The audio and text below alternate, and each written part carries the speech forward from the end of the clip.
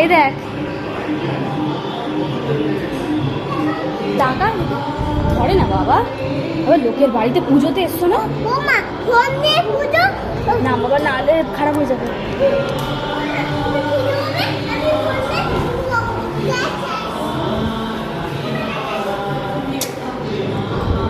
আরে কেন বললে শুনিস না কেন?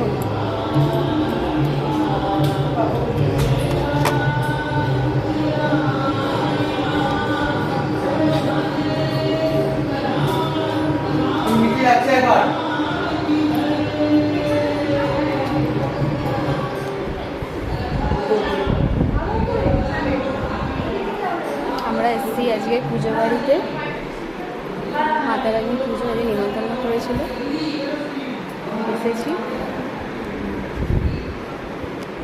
যে ঠাকুর